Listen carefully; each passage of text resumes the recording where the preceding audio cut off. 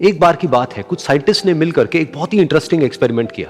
उन्होंने क्या किया कि एक बहुत बड़ा सा पिंजरा लिया, उसके अंदर 5 बंदरों को रख दिया और वहां पर एक सीढ़ी लगा दी। उस सीढ़ी के टॉप पर कुछ केले रख दी। फिर उन साइंटिस्ट ने क्या किया कि जैसे ही कोई भी बंदर उस सीढ़ी पर चढ़ता केलों तक पहुंचने के लिए, तो ऊपर से ठंडे पानी की बारिश करने लग जाते। तो जैसे ही वो ठंडा पानी गिरता उस बंदर के ऊपर जो कि सीढ़ी पर चढ़ रहा था, वो फटाफट से नीचे आता तो पानी बंद हो जाता। फिर दोबारा से कोई और बंदर उस सीढ़ी पर चढ़ता उन केलों तक पहुंचने के लिए, दोबारा से यही होता। दोबारा से ऊपर से ठंडे पानी की बारिश होती, वो बंदर जैसे ही नीचे आता दोबारा से बारिश बंद हो जाती। तो बंदरों ने इसका मतलब यह निकाला कि जैसे ही कोई भी सीढ़ी पर चढ़ता है तो ऊपर से ठंडा पानी गिरता है। फिर उसके बाद में जैसे ही कोई भी बंदर उस सीढ़ी पर चढ़ने की कोशिश भी करता तो बाकी के बंदर सब इकट्ठे होकर के उसको पकड़ते, उसको मारते, उसको पीटते और उसको नीचे गिरा देते। फिर दोबारा कोई कोशिश करता, दोबारा उसके साथ भी ऐसा ही होता। फिर उन साइंटिस्ट ने क्या किया कि उन 5 बंदरों में से एक बंदर को उस पिंजरे में से निकाला और उसकी जगह एक नए बंदर को उस पिंजरे के अंदर डाल दिया। अब उस बंदर को नहीं पता था कि यहां पर क्या खेल चल रहा है। उसको जैसे ही सीढ़ी के ऊपर वो केले नजर आए, वो फटाफट से उस सीढ़ी के ऊपर चढ़ने लगा। अब की बार साइंटिस्ट ने कोई बारिश नहीं करी, लेकिन फिर भी जो बाकी के बंदर थे उन्होंने इसको पकड़ा, सीढ़ी से नीचे उतारा और मारने पीटने लग गए।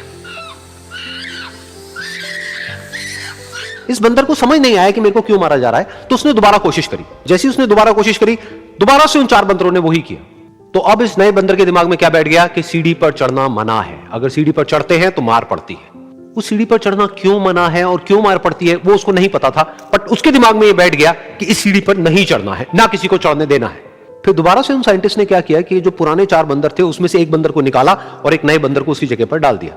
अब इस नए बंदर ने भी वही किया जो इससे पहले वाले ने किया था, यानी कि वो भागता हुआ गया, उस सीढ़ी के ऊपर चढ़ने की कोशिश करी, उन केलों तक पहुंचने की कोशिश करी। बाकी 4 इकट्ठे हो गए और उन्होंने उसको मारा पीटा, सीढ़ी से नीचे गिरा दिया। उसको कुछ समझ नहीं आया, उसने दोबारा कोशिश करी, दोबारा उसके साथ यही हुआ। और अब इस बंदर के दिमाग में भी यही बैठ गया कि सीढ़ी पर चढ़ना मना है और सीढ़ी पर चढ़ने से मार पड़ती है। फिर साइंटिस्ट ने एक एक करके जो पुराने 3 बंदर बचे हुए थे उसमें से भी एक एक करके उन बंदरों को निकाला और उनकी जगह पर 3 नए बंदर आ गए। अब ये 5 बंदर नए थे और किसी को भी ये नहीं पता था कि उस सीढ़ी पर चढ़ना मना क्यों है, लेकिन उन सबके दिमाग में बैठा हुआ था कि सीढ़ी पर चढ़ने से मार पड़ती है। तो कोई भी कोशिश नहीं कर रहा था, जबकि अब कोई ठंडे पानी की बारिश भी नहीं हो रही थी।